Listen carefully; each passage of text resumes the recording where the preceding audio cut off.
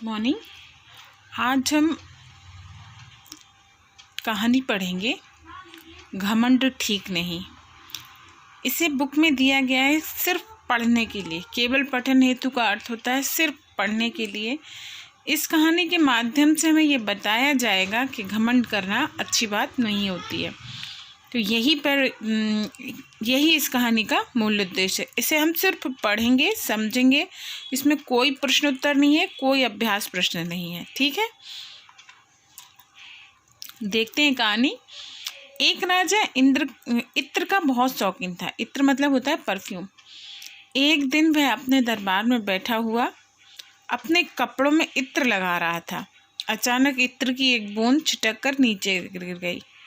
राजा ने सबकी नजरें बचाकर उसे उठा लिया, लेकिन राजा के मंत्री की नज़र बड़ी पैनी थी। पैनी मतलब होता है तेज, सब कुछ देख लेना। उसने राजा को इत्र की बूंद उठाते देख लिया। राजा ने भी भांप लिया कि मंत्री ने उसे इत्र की बूंद उठाते देख लिया है। मतलब राजा भी समझ चुका था कि मंत्री ने उसे इत्र की बूंद उठाते हुए देख लिया है। दूसरे दिन जब दरबार लगा तो राजा एक मटका इत्र लेकर बैठ गया। मंत्री और सभी दरबारियों की नज़रें राजा पर थीं। जब एक मटका इत्र देखेंगे तो सभी सोचेंगे कि अब आखिर होना क्या है। वे सोच रहे थे कि आज राजा ये मटका लेकर क्यों बैठे हैं। थोड़ी देर बाद सभी दरबारी चर्चा में व्यस्त हो गए। चर्चा मतलब बातचीत में व्यस्त हो गए कि ऐसा क्यों हो रहा है। जब राजा को लगा कि उसे कोई नहीं देख रहा है तो उसने इत्र से भरे मटके को इस तरह लुढ़का दिया मानो वह अपने आप गिर गया हो। मटके से इत्र बहने लगा। तब राजा ने ऐसी मुद्रा बनाई जैसे उसे इत्र के बह जाने की कोई परवाह ना हो। राजा ने देखा कि उसे कोई नहीं देख रहा है, तो उसने जो मटका भरा इत्र था वो जानबूझ के गिरा दिया, मतलब खुद ही फैला दिया। और फिर इस तरह से देखने लगा, इस तरह से अपनी मुद्रा मतलब इस तरह से देखने लगा कि जैसे उसे इत्र के बह जाने की कोई परवाह नहीं थी, कोई फिक्र नहीं थी। कोई उसे लग रहा था बह गया तो बह गया, कोई बात नहीं। इत्र लगातार बह रहा था, लेकिन राजा उसकी अनदेखी किए जा रहा था। अब मटके भरा इत्र था तो वो तो बह गई, तो राजा उसको अनदेखा कर रहा था।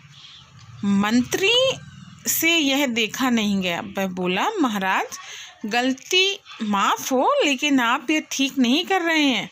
जब किसी इंसान के मन में चोर होता है तो वह ऐसा ही करता है।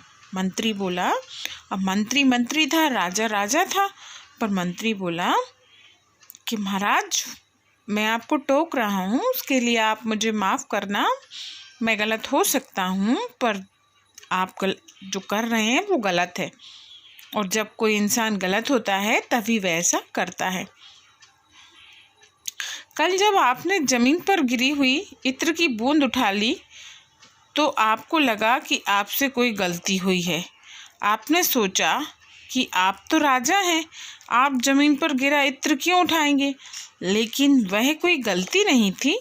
एक इंसान होने के नाते आपका वैसा करना स्वाभाविक था।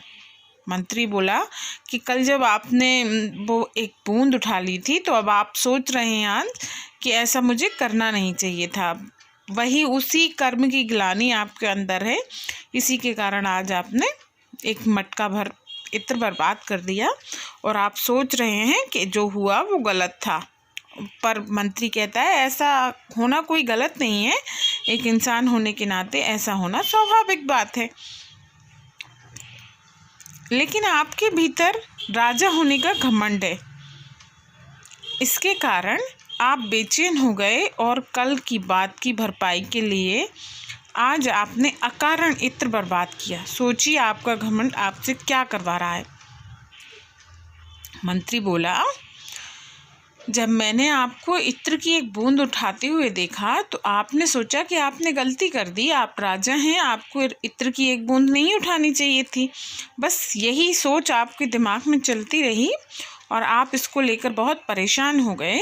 तो आज आपने बिना किसी कारण के एक मटका इत्र बर्बाद कर दिया, सिर्फ इसीलिए कि आप राजा हैं। आपके अंदर ये घमंड था कि मैं राजा हूँ, मैंने राजा हो के एक बूंद इत्र उठाया, जबकि मैं चाहूँ तो एक मटका बर्बाद कर सकता हूँ।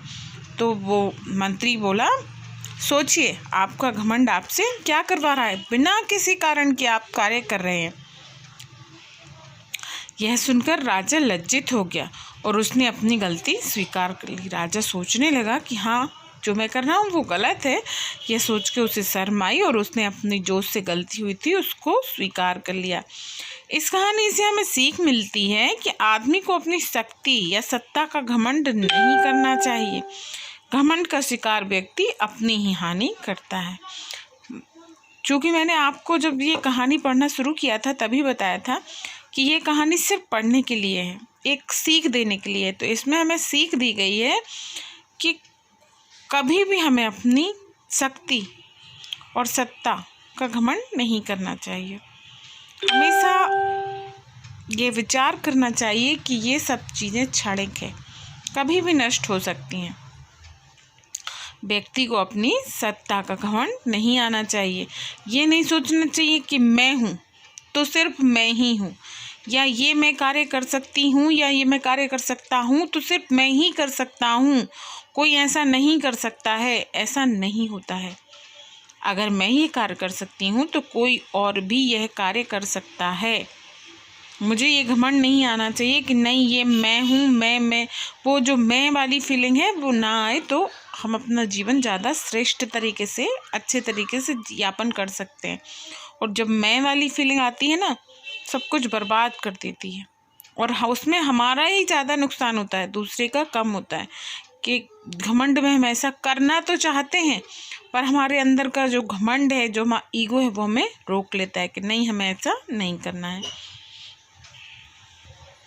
तो हमें प्रयास करना चाहिए कि किसी भी गलत काम में हमारा ईगो हमसे वो काम ना करवाए कि ये गलत है, फिर भी हम सिर्फ अपने ईगो को सेटिस्फाई करने के लिए वो काम कर दें। नहीं, हम जानते हैं कि ये गलत है तो वो गलत है और हम प्रयास करेंगे कि वो काम हम ना करें। यही इस कहानी का मेन उद्देश्य था। मुख्य उद्देश्य इसका यही था कि हम एक अच्छी बात सीखें कि हमें घमंड नहीं करना चाहिए। Okay, bye.